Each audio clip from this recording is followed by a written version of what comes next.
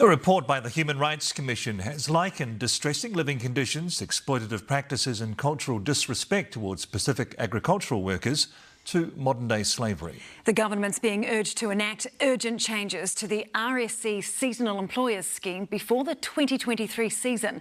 Lucy Thompson has the story. Aotearoa has a long-standing relationship with seasonal workers and our Pacific Islands whanaunga.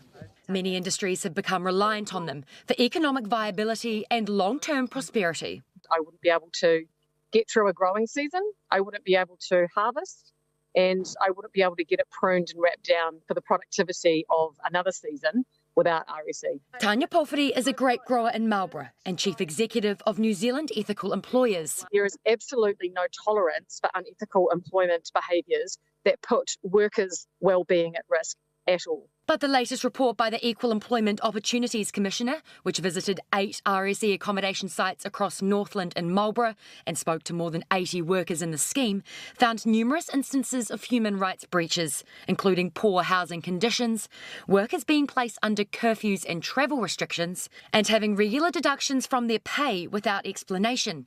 In some instances, workers were left with just $35 at the end of a fortnight. You may not see the physical change, but you feel it psychologically, you feel it economically in terms of money that is lost. And that is what slavery is in the modern day New Zealand. It's in New Zealand, but the Amalgamated Workers Union says it has echoes of racist practices in other countries. Workers who can't move away from their work area, so they can't on days off go to the beach in another region. If they're in Blenheim, they can't go to Nelson, that sort of thing. It's like being in a reservation without fences.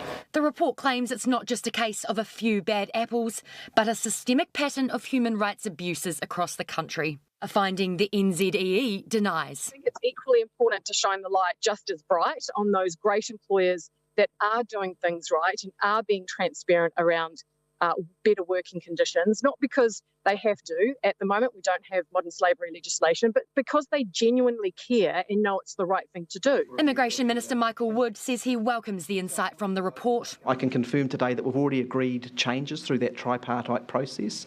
There's now going to be an improved process for employers to be required to take employment modules so they can be crystal clear about their obligations, and we're also going to move forward with a freeze on accommodation costs. The first steps towards repairing a scheme which has a vital role to play. Lucy Thompson, Newshub.